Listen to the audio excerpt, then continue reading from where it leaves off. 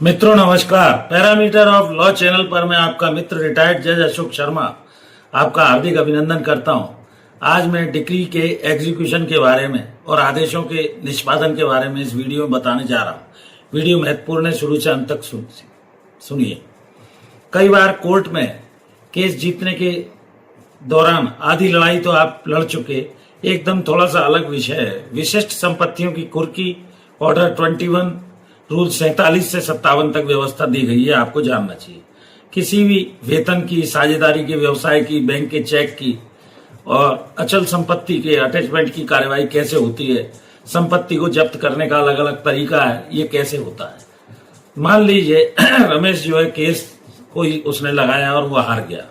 Private company में वो काम करता था, उसकी जो निश्चित राशि है, स्रोत है वेतन की कुर्की, कोर्ट के आदेश से ही होगी।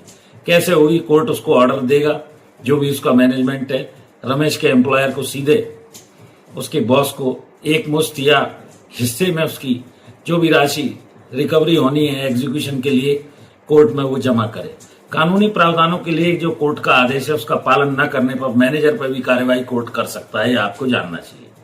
और खास तौर पर कोर्ट का जो आदेश है वो सर्वोपरि होता है। सारी परिस्थितियों को देखकर पूर्व कुर्की से वेतन अटैचमेंट किया जा सकता है, और लेकिन जीने का न्यूनतम जो हिस्सा है उसके लिए कुर्की से मुक्ति दी गई है, यह भी जानना चाहिए। इस तरह एक उदाहरण मान लीजिए, कोई व्यक्ति शोरूम चला रहा है, फर्नीचर का शोरूम है, बिजनेस ज्वाइंट है, कई लोगों का उसमें शेयर है, तो नियम के तहत फर्म की संपत्ति में जो पार्टनर्स हैं उनको अन्यों को तो राहत मिलेगी, इसके हिस्से की कौन सी संपत्ति है, मिलने वाले हिस्से पे रोक कोर्ट लगा सकता है, ये आपको जानना चाहिए। और कोर्ट के हिस्से के अनुसार सुरेश का मुनाफा अन्य लोग से भी रिकवर कर सकते हैं। बाकी पार्टनर्स अगर अपना केस कॉन्टेस्ट करते हैं, कोर्ट से प्रेयर करते हैं, सारी परिस्थिति को देखकर सभी के विरुद्ध कार्यवाही कोर्ट चाहे तो कर सकता है, समन नोटिस दे सकता है, या तो वो लोग दोनों पक्षों को सुनेगा, उचित लगेगा तो कोर्ट कार्यवाही करेगा। कागजी जहां तक संपत्ति है, कोई प्रोमाइजरी नोट वगैरह इंस्ट्रूमेंट है, नियम 51 के तहत सिर्फ कानूनी एक्चुअल सीजर कोर्ट जब्त करके अपनी कार्यवाही करता है। डिक्री के अंदर ABC मान लीजिए उनके खिलाफ है, ये डिक्री मिलने वाली है, कानूनी रूप से पुरानी डिक्री है, अटैच किया जा सकता है।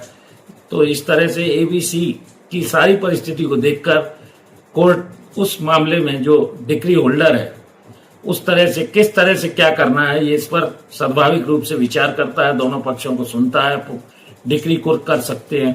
अचल संपत्ति नियम 54 के तहत सार्वजनिक जो है रूप से बेची जा सकती है, लोन उस पर नहीं हो सकता है, मुनादी भी पिट सकती है, लोगों को इसकी जानकारी हो जाए, पेपर पब्लिकेशन हो सकता है, और इस तरह डिक्रियों और आदेशों का निष्पादन कोर्ट करता है, ये आपको जानना चाहिए। जुड़े रहिए ऐसी जानकारियों के लिए पैरामीटर ऑफ लॉ चैनल से। धन्यवाद, नमस्कार।